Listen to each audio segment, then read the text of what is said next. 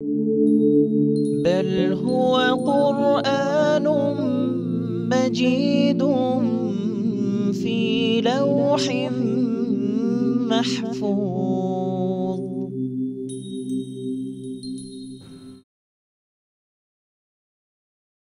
بسم الله الرحمن الرحيم.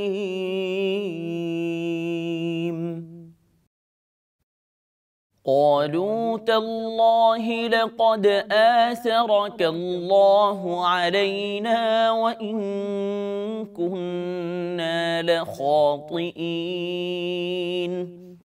قال لا تثريب عليكم اليوم يغفر الله لكم وهو أرحم الراحمين.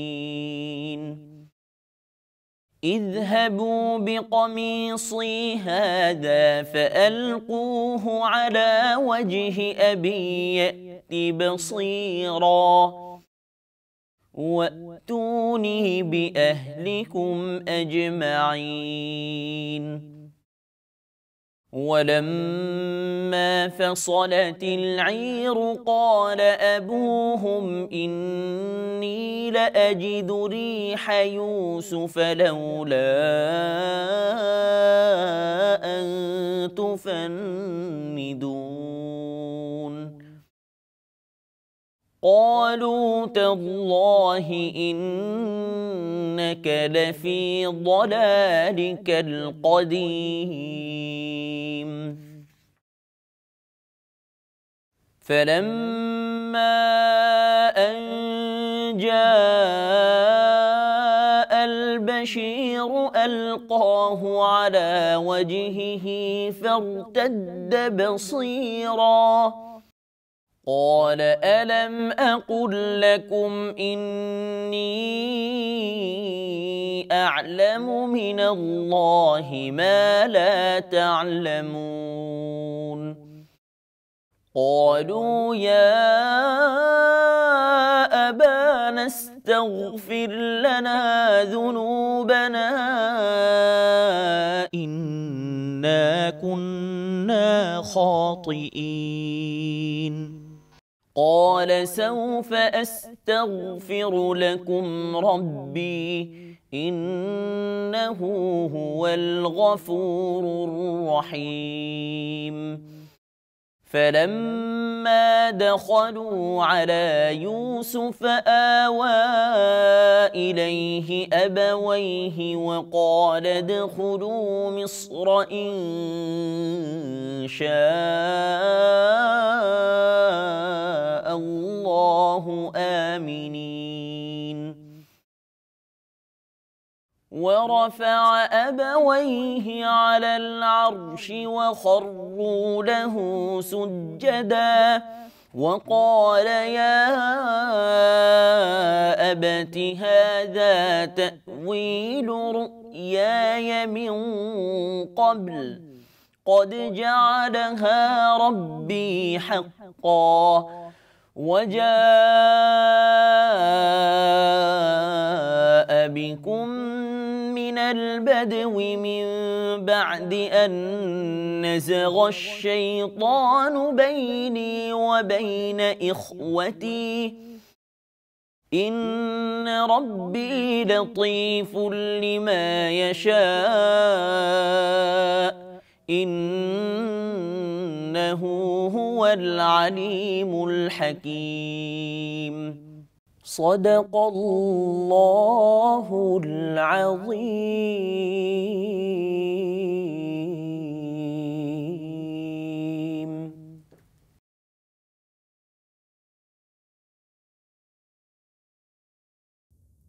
দয়াময় পরম দয়ালু আল্লাহর নামে। উহারা বলিল, আল্লাহর শপথ, আল্লাহ নিশ্চয়ই তোমাকে আমাদের উপর প্রাধান্য দিয়াছেন এবং আমরা তো অপরাধী ছিলাম। সে বলিল, আজ তোমাদের বিরুদ্ধে কোনো অভিযোগ নাই। আল্লাহ তোমাদেরকে ক্ষমা করুন এবং তিনিই শ্রেষ্ঠ দয়ালু। তোমরা আমার এই জামাটি লইয়া যাও এবং ইহা আমার পিতার মুখমণ্ডলের উপর রাখিও, তিনি দৃষ্টিশক্তি ফিরিয়া পাইবেন। আর তোমাদের পরিবারের সকলকেই আমার নিকট লইয়া আসিও। অতঃপর যাত্রীদল যখন বাহির হইয়া পড়িল, তখন উহাদের পিতা বলিল, তোমরা যদি আমাকে অপ্রকৃতিস্থ মনে না করো, তবে বলি, আমি ইউসুফের ঘ্রাণ পাইতেছি। তাহারা বলিল, আল্লাহর শপথ, আপনি তো আপনার পূর্ব বিভ্রান্তিতেই রহিয়াছেন। অতঃপর যখন সুসংবাদ বাহক উপস্থিত হইল এবং তাহার মুখমণ্ডলের উপর জামাটি রাখিল, তখন সে দৃষ্টিশক্তি ফিরিয়া পাইল। সে বলিল, আমি কি তোমাদেরকে বলি নাই যে আমি আল্লাহর নিকট হইতে জানি যাহা তোমরা জানো না? উহারা বলিল, হে আমাদের পিতা, আমাদের পাপের জন্য ক্ষমা প্রার্থনা করুন, আমরা তো অপরাধী। সে বলিল, আমি আমার প্রতিপালকের নিকট তোমাদের জন্য ক্ষমা প্রার্থনা করিব, তিনি তো অতি ক্ষমাশীল, পরম দয়ালু। অতঃপর উহারা যখন ইউসুফের নিকট উপস্থিত হইল, তখন সে তাহার পিতা মাতাকে আলিঙ্গন করিল এবং বলিল, আপনারা আল্লাহর ইচ্ছায় নিরাপদে মিশরে প্রবেশ করুন। এবং ইউসুফ তাহার মাতা পিতাকে উচ্চাসনে বসাইল এবং উহারা সকলে তাহার সম্মানে সিজদায় লুটাইয়া পড়িল। সে বলিল, হে আমার পিতা, ইহাই আমার পূর্বেকার স্বপ্নের ব্যাখ্যা। আমার প্রতিপালক উহা সত্যে পরিণত করিয়াছেন এবং তিনি আমাকে কারাগার হইতে মুক্ত করিয়া এবং শয়তান আমার ও আমার ভ্রাতাদের সম্পর্ক নষ্ট করিবার পরও আপনাদেরকে মরু অঞ্চল হইতে এখানে আনিয়া দিয়া আমার প্রতি অনুগ্রহ করিয়াছেন। আমার প্রতিপালক যাহা ইচ্ছা তাহা নিপুণতার সঙ্গে করেন, তিনি তো সর্বজ্ঞ, প্রজ্ঞাময়।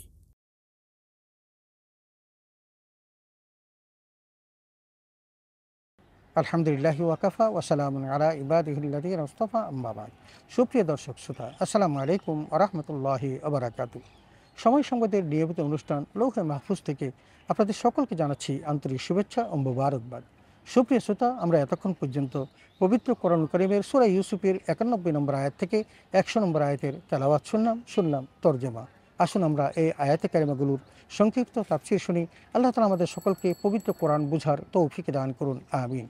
সুপ্রিয় শ্রোতা, ইতিমধ্যে যে আলোচনা হয়েছে তাতে আমরা দেখলাম যে হযরত ইউসুফ আলাইহিস সালাতু ওয়াস সালাম তার ভাইরা যখন তার সামনে গেলেন এবং তার নিজের পরিচয় যখন তিনি তুলে ধরলেন, তখন ভাইরা লজ্জিত হয় এবং তাকে বলল, এবং তিনিও তখন বললেন যে যেই ব্যক্তি আল্লাহর মুহসিন বান্দা হয়, আল্লাহ রাব্বুল আলামিন তার কর্মগুলিকে কখনো বিফলে দেন না। এই জন্য আমরা দেখি ধারাবাহিক আলোচনার মধ্যে 91 নম্বর আয়াতে আল্লাহ তাআলা বলেন, ক্বালু তাল্লাহি লাকাদ আসারাকাল্লাহু আলাইনা ওয়া ইন কুন্না লাখাতিইন। তার ভাইরা তখন তাকে বলল, দেখো, আল্লাহ রাব্বুল আলামিন তোমাকে আমাদের উপর প্রাধান্য দিয়েছেন, আর আমরা অপরাধী ছিলাম, কারণ সেদিন তোমাকে আমরা ওই কূপের মধ্যে নিক্ষেপ করেছি, আমরা হিংসার বশবর্তী হয়ে, তুমি আর সেটা করো নাই। আল্লাহ রাব্বুল আলামিন তোমাকে আজকে আমাদের চেয়ে অনেক বড় বানিয়েছেন, তোমাদেরকে আজ এই আজেদে মেসের বানিয়েছেন, সুতরাং আল্লাহ তোমাকে আমাদের চেয়ে বেশি প্রাধান্য দিয়েছেন। 92 নম্বর আয়াত আল্লাহ বলেন, ক্বালা লা তাসরিবা আলাইকুমুল ইয়াওম ইয়াগফিরুল্লাহু লাকুম ওয়া হুয়া আরহামুর রাহিমিন। এখানে হযরত ইউসুফ আলাইহিস সালাম তাদের ভাইদের এই কথা শুনে বললেন, আজ তোমাদের বিরুদ্ধে আমার কোনো অভিযোগ নয়, আমি আল্লাহর কাছে ফরিয়াদ করি আল্লাহ যেন তোমাদেরকে ক্ষমা করে দেয়, এবং তিনি হলেন সকল দয়ালুদের চেয়ে শ্রেষ্ঠ দয়ালু। অতএব আমার বিশ্বাস যে আল্লাহ রাব্বুল আলামিন তোমাদের যে অপরাধ তোমরা করেছো সেই অপরাধ তোমাদের ক্ষমা করে দিবেন, কারণ তোমরা অনুতপ্ত, তোমরা লজ্জিত, অতএব আল্লাহ তোমাদেরকে ক্ষমা করবেন। সুপ্রিয় শ্রোতা, 93 নম্বর আয়াত আল্লাহ তাআলা বলেন, ইযহাবু বিকামিসি হাযা ফালকুহু আলা ওয়াজহি আবি ইয়াতি বাসীরা ওয়া আতুনি বিআহলিকুম আজমাইন।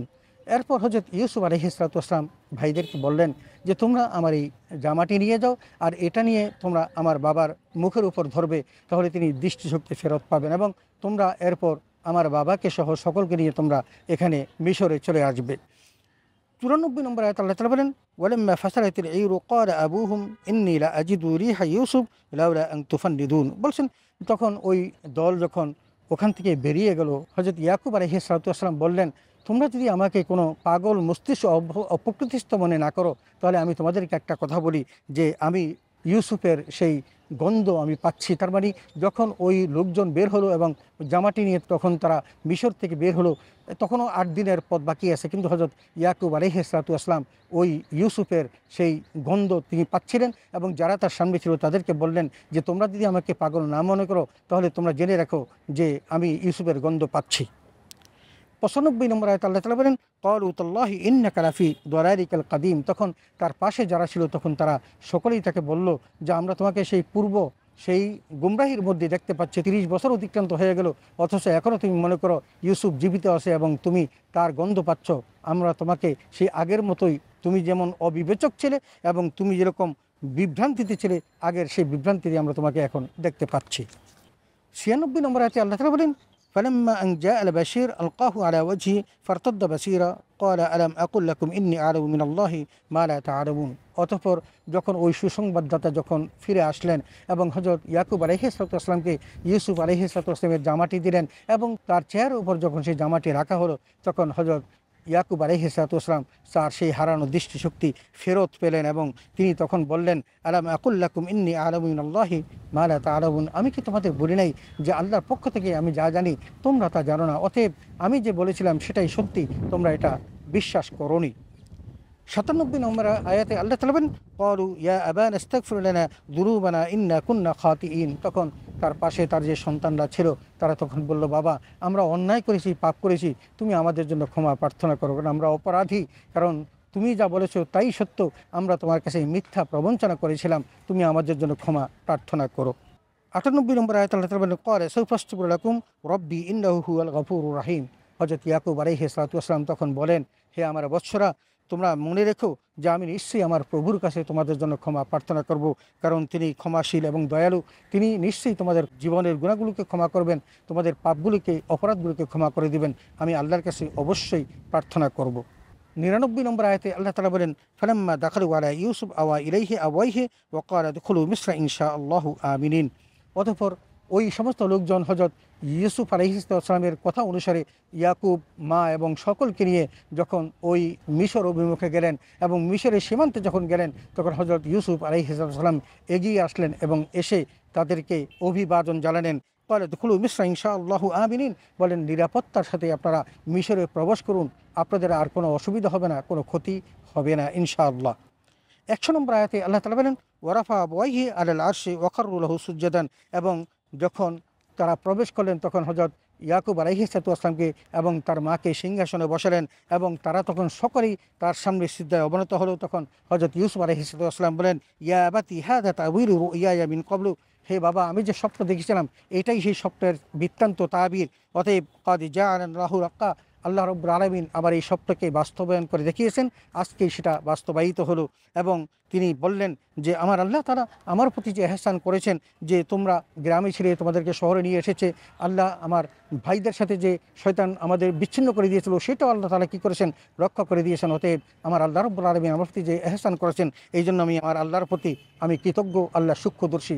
সুপ্রিয় দর্শক শ্রোতা, আমরা পবিত্র কোরআন কারিমের সূরা ইউসুফের 91 নম্বর থেকে 100 নম্বর আয়াতের তেলাওয়াত শুনলাম তরজমা ও তাফসীর। আসুন আমরা পবিত্র কোরআন কারিমের এই বিধান মোতাবেক জীবনটাকে গঠন করি, অন্যের কোনো ক্ষতি না করি এবং অন্যের ক্ষতি করার মধ্য দিয়ে আমরা যেন কাউকে বিপদে না ফেলি এবং সেই ক্ষতি যে নিজের হয় এটা বোঝার চেষ্টা করি। আল্লাহ তাআলা আমাদের সকলকে সে তৌফিকে দান করুন, আমিন। ওয়া আখিরু দাওয়ানা আলহামদুলিল্লাহি রাব্বিল আলামিন। আসসালামু আলাইকুম ওয়া রাহমাতুল্লাহি ওয়া বারাকাতুহু।